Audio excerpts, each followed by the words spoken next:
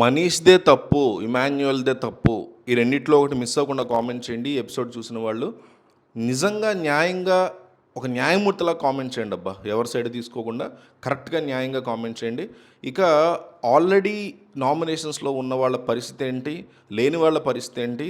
Voting ఎట్లా పడుతుంది నామినేషన్‌లో ఉన్న వాళ్ళకనేది క్లియర్ కట్‌గా ఈ వీడియోలో చూసే ప్రయత్నం చేద్దాం. ఈ ఎపిసోడ్‌ని బేస్ చేసుకొని తనూజ గౌడ ఇమాన్యుయల్‌కి అన్యాయం జరిగిందని గొడవ జరుగుతున్నటువంటి టైంలో కాస్తంత వాయిస్ని రైజ్ చేసింది తప్ప మిగతా అంతా కూడా పెద్దగా ఎక్కడ తన వెర్షన్ ఈరోజు పెద్దగా ఏమీ కనిపించలేదు. సో తనూజ కూడా నామినేషన్స్లో ఉంది. డెఫినెట్లీ ఆమెకి సూపర్ డూపర్ ఓటింగ్ ఏం పడదు, ఒక యావరేజ్ ఓటింగ్ పడే పరిస్థితి కనిపిస్తుంది. ఆశా సైని హౌస్లో ఉందో లేదో తెలియదు. ఒకసారి బిగ్ బాస్ హౌస్కి వెళ్ళి మనం చెక్ చేస్తే కానీ హౌస్లో ఆశా సైని ఉందా లేదా అని మనకి డెఫినెట్లీ తెలియాలంటే బిగ్ బాస్ హౌస్కి వెళ్ళటం ఒక్కటే మార్గం. మనం డైరెక్ట్ అన్నపూర్ణ స్టూడియోస్ లోపలికి వెళ్ళిపోయి చూడాల్సిందే. ఎందుకంటే ఆశా సైని ఉందో లేదో ఎవరికి తెలియదు. అంత గొప్ప స్క్రీన్ ప్రెజెన్స్, స్క్రీన్ స్పేస్లో ఆశా సైని అద్భుతంగా రాణిచ్చేస్తుంది. తట్టుకోలేకపోతున్నాం. సో ఆల్మోస్ట్ 0 ఓటింగ్ పడే పరిస్థితి ఉంది.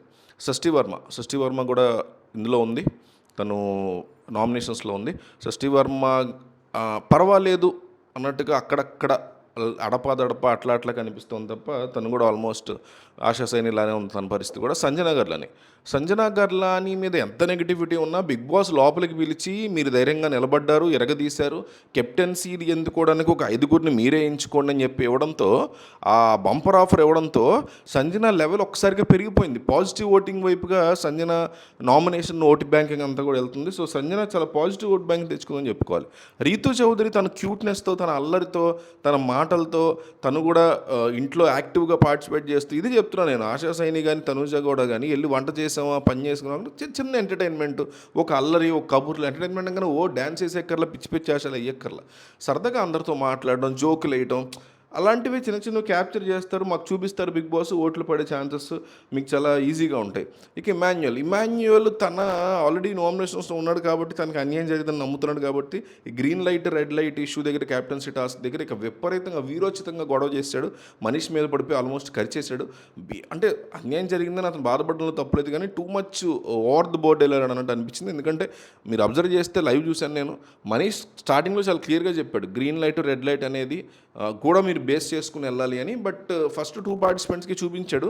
థర్డ్ అతనికి ఇంకా నేను చూపించను, ఇక మీదటి గ్రీన్ లైట్ రెడ్ లైట్ ఉండదు, మీరు ముందుకు వెళ్ళిపోవాల్సిందే, చూసుకుని దాన్ని బట్టే మీరు వెళ్ళాలి తప్ప నాకు సంబంధం లేదు కానన్నా ఇతను చెప్పు ఉండాలి. సేమ్ టైం ఇతనికి చూపించాడు కాబట్టి ఇమాన్యుయల్ కూడా బాధ్యత ఉంటుంది. ఇక్కడ తప్పు సగం మనీష్ది, సగం ఇమాన్యుయల్తో నేనైతే నమ్ముతున్నా. సో ఇమాన్యుయల్ చేసిన ఇదిలో ఇంజస్టిస్ అతనికి జరిగిందని కనుక జనం నమ్మితే డెఫినెట్లీ అతనికి ఓటింగ్ ఈరోజు చాలా బాగుండే పరిస్థితి. సుమన్ శెట్టికి ఓటింగ్ చాలా దారుణంగా పడిపోతుంది. ఆశా సైని తర్వాత హౌస్లో అతను ఏమాత్రం కనపట్ల. రీసెంట్గా అతన్ని జనం అందరి ముందుకు వచ్చి కెప్టెన్సీ కంటెండర్స్కి ఈ థమ్స్ అప్ థమ్స్ డౌన్ ఇచ్చి పర్టికులర్ పర్సన్ మీకు సపోర్టర్గా ఉంటే కనుక మీరు అతన్ని మీతో పెట్టుకుంటారా అనే క్వశ్చన్ అడిగినప్పుడు అందరూ ఒక్కసారిగా ఆలోచించకుండా థమ్స్ డౌన్ చేసేసరికి అతను చాలా డల్ అయిపోయాడు. అండ్ హౌస్లో తను చాలా లెవెల్కి తగ్గిపోయే పరిస్థితి కనిపిస్తుంది. రాము రాథోడ్ షష్ఠీ వర్మ కోసం ఈ కెప్టెన్సీ టాస్క్లో నిలబడినటువంటి తీరు కానీ అది కానీ నిజంగా అప్రిషియబుల్. అయితే అతను కేవలం నేను షష్ఠీకి నేను ఈరోజు చూస్ చేసుకుంటున్నాను అంటే తనకు his left with Shashti and some other person. So షష్ఠీని చూస్ చేసుకున్నాను, అదొక్కటి తప్ప ఇంకా అతను స్క్రీన్ స్పేస్ లేదు. అతను వెళ్ళి కెప్టెన్సీ టాస్క్లో కూర్చోగానే కొద్దిసేపటికి గొడవ ఎపిసోడ్ అయిపోయింది. సో మరి చూడాలి రేపు ఎట్లా పెర్ఫామ్ చేస్తాడు అనే దాన్ని బట్టి ఉంటుంది. పవన్ కళ్యాణ్ ఫస్ట్ నుంచి కూడా స్ట్రాంగ్గానే ఉన్నాడు. So Harish and Pavan Kalyan combo రావడంతో ఆ స్ట్రెంత్ అతనికి గట్టిగా పెరిగి అతను మంచి పవర్ సాధించినట్టు చెప్పుకోవాలి. And sorry, Pavan Kalyan nomination లేడు కదా, నామినేషన్లో పవన్ కళ్యాణ్ లేడు, డీమన్ పవన్ ఉన్నాడు. డీమన్ పవన్ ప్రియాకి సపోర్ట్గా నిలబడడం, తనని కాపాడే ప్రయత్నం చేస్తూ ఉండడం అనేది కూడా కొంచెం స్క్రీన్ స్పేస్ని ఇస్తుంది. కాబట్టి అతనికి యావరేజ్ ఓటింగ్ పడే అవకాశం ఉంది మామూలుగా అయితే. బట్ బయట చాలా భయంకరమైన పిఆర్ ఉంది అతనికి అని చెప్తున్నారు. అందుకే అతను వెళ్ళగలిగాడు అగ్ని పరీక్షలోకి అంటున్నారు కాబట్టి.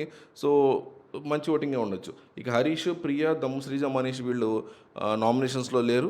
సో వీళ్ళు తీసుకునే యాక్షన్స్ ఇవన్నీ కూడా నెక్స్ట్ వీక్ నామినేషన్స్కి సంబంధించి ఎఫెక్ట్ అయ్యే అవకాశం ఉంది. బట్ ఈలోపు వీళ్ళు జాగ్రత్తగా చేసుకుంటే ఆ నెగిటివిటీ ఏం రాకుండా జాగ్రత్తగా హోల్డ్ అయ్యి ముందుకెళ్తూ ఉంటారు. సో ఈ సినారియోలో మీకేమనిపించింది, మీరు ఏమనుకుంటున్నారు, ఏంటి కథ అనేది మీరు కామెంట్ చేయండి. ఈ హౌస్లో ఇద్దరిని సేవ్ చేసే ఛాన్స్ ఉంటాయి. నామినేషన్స్లో ఉన్న వీళ్ళందరిలో ఎవరున్నారు నామినేషన్స్? తనూజ కూడా, ఆశా సైని, షష్ఠీ వర్మ, సంజనా గర్లాని, రీతు చౌదరి, ఇమాన్యువల్, సుమన్ శెట్టి, రాము రాథోడ్, డీమన్ పవన్. వీళ్ళలో మీరు గనక 8+1 9 మంది అనుకోండి. ఈ 9 మందిలో సేవ్ చేసే ఛాన్స్ మీ చేతికి వస్తే ఎవరిని సేవ్ చేస్తారు? ఒక 2 పేర్లు రాయండి.